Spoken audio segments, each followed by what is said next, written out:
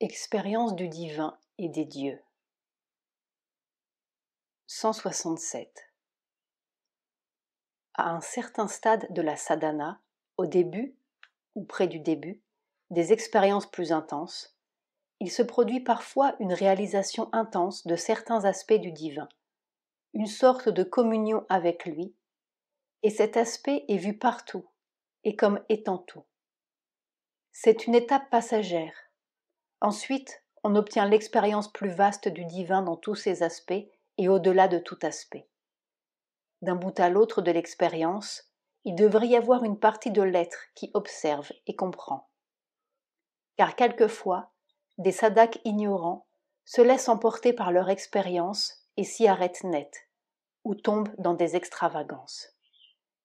Il faut la considérer comme une expérience que vous traversez. 168. La réalisation personnelle du divin peut être parfois avec forme, parfois sans forme. Sans forme, c'est la présence de la personne divine vivante qui est sentie en tout. Avec forme, elle vient avec l'image de l'un à qui l'adoration est offerte. Le divin peut toujours se manifester au bhakta, ou chercheur, dans une forme. On le voit dans la forme dans laquelle on l'adore ou le cherche, ou dans une forme qui convient à la personnalité divine, objet de l'adoration. La façon dont il se manifeste dépend de bien des choses, et varie trop pour qu'on puisse la ramener à une règle unique. Parfois, c'est dans le cœur qu'est vue la présence avec une forme. Parfois, c'est dans l'un quelconque des autres centres. Parfois au-dessus et dirigeant de là-haut. Parfois extérieurement et en avant, comme si c'était une personne incarnée. Les avantages en sont une relation intime et une direction constante, ou, si on le voit ou sent intérieurement, une réalisation très forte et concrète de la présence constante. Mais il faut être sûr de la pureté de son adoration et de sa recherche, car l'inconvénient de ce genre de rapport incarné est que d'autres forces peuvent imiter cette forme, ou en contrefaire la voix ou les instructions, et cela d'autant plus fortement que c'est associé avec une image construite qui n'est pas la chose vraie. Plusieurs ont été égarés ainsi, parce que l'orgueil, la vanité ou le désir étaient forts en eux, et les privaient de la perception psychique plus subtile, qui n'est pas mentale, et qui peut immédiatement braquer la lumière de la mer sur ce genre d'erreurs et d'indications fausses. 169. Avec la transformation supramentale, la chose même sur laquelle vous insistez, la possibilité de la libre rencontre physique du divin incarné avec le sadhak, sans conflit de force et sans réaction indésirable, devient une possibilité assurée et libre. 170. Les dieux sont dans le moi universel, si l'on peut y sentir leur présence, lorsqu'on s'identifie avec le moi universel. Il y a aussi l'expérience du microcosme, l'univers en soi, dans laquelle est présent tout ce qui est dans le macrocosme, l'univers plus vaste. Toutes ces choses sont à éprouver et à connaître, et il faut les prendre comme telles. Il ne faut leur donner aucune coloration purement personnelle. 171. Sans doute, les rishis ont-ils senti la présence réelle des dieux au-dessus d'eux, près d'eux, autour d'eux, ou en eux. Mais c'était là une expérience commune à tous, qui n'était pas spéciale et personnelle, qui n'était pas une émanation ni une incarnation. On peut voir ou sentir la présence du divin, ou une puissance divine au-dessus de la tête ou dans le cœur, ou dans n'importe lequel des centres, ou en tous. On peut y sentir la présence et y voir vivre la forme. On peut être dirigé par elle dans toutes ses actions, ses pensées et ses sentiments. On peut perdre en elle sa personnalité distincte, s'identifier avec elle et se fondre en elle. Mais tout cela ne constitue pas une incarnation ou une émanation du divin ou du pouvoir. Ce sont là des expériences universelles auxquelles peut parvenir n'importe quel yogin. Atteindre cet état de rapport avec le divin et même un but courant du yoga. 172. Il semble que ce que vous décrivez soit une tentative pour construire les dieux en vous-même au sens védique et à la manière védique. Si cela réussit, cela peut amener leur pouvoir et un sens de leur présence. Cela ne peut pas amener une incarnation.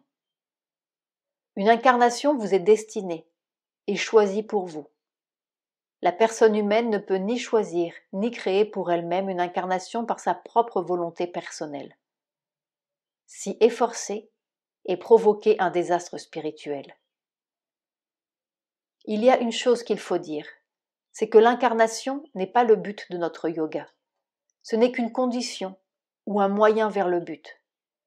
Le seul et unique but que nous ayons devant nous est de faire descendre dans le monde la conscience supramentale et la vérité supramentale. Notre but, c'est la vérité et rien que la vérité. Et si nous ne pouvons incarner cette vérité, une centaine d'incarnations seraient sans intérêt. 173.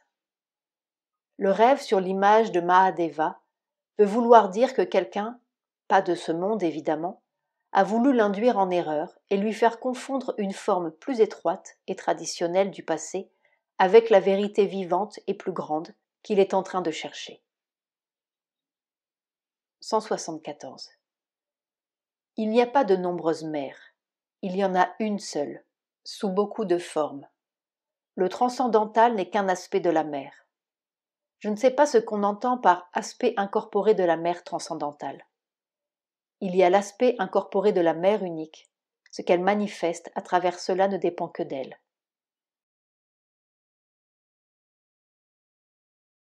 La lumière de Krishna. 175.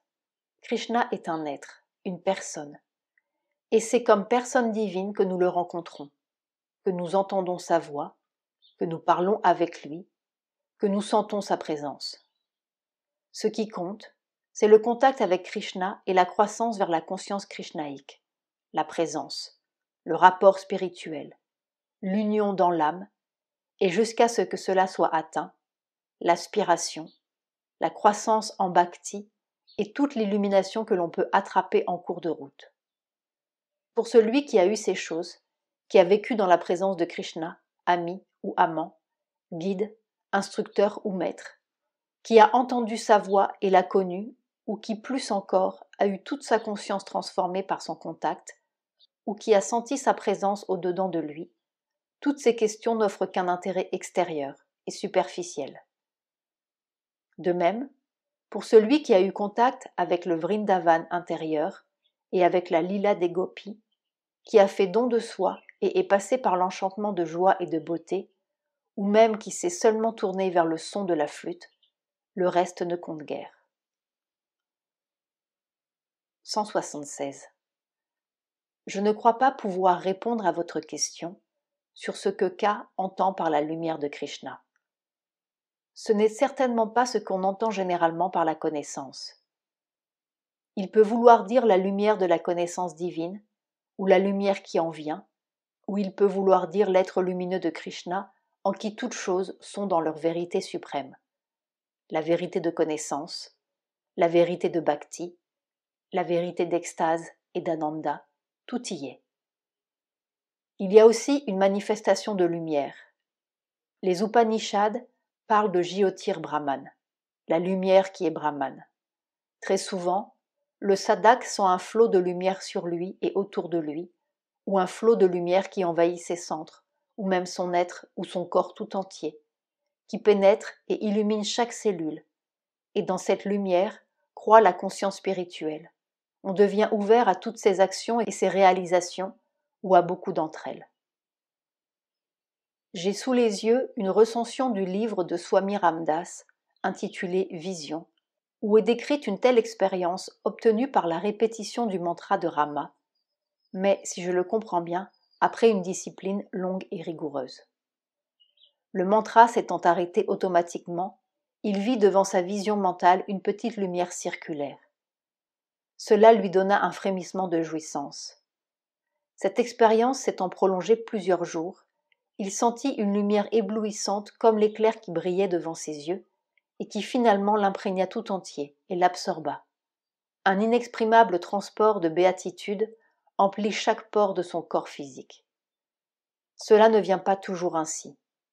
Très souvent, cela se produit progressivement et à long intervalle, en agissant d'abord sur la conscience jusqu'à ce que celle-ci soit prête. Ici, nous parlons de la lumière de Krishna, la lumière de Krishna dans le mental, la lumière de Krishna dans le vital, etc. Mais c'est une lumière spéciale. Dans le mental, elle amène la clarté et libère de l'obscurité, de l'erreur et de la perversion mentale. Dans le vital, elle déblaye toute matière dangereuse. Là où elle se trouve, il y a un bonheur et une joie pure et divin. Mais pourquoi se limiter et insister sur une chose seulement en excluant toutes les autres? Que ce soit par la bhakti ou par la lumière ou par l'ananda ou par la paix ou par n'importe quel autre moyen qu'on obtienne la réalisation initiale du divin, ce qui importe, c'est de la voir, et tous les moyens qui la procurent sont bons. Si c'est sur la bhakti que l'on insiste, c'est par la bhakti qu'elle vient, et dans sa plénitude, la bhakti n'est rien qu'un total don de soi.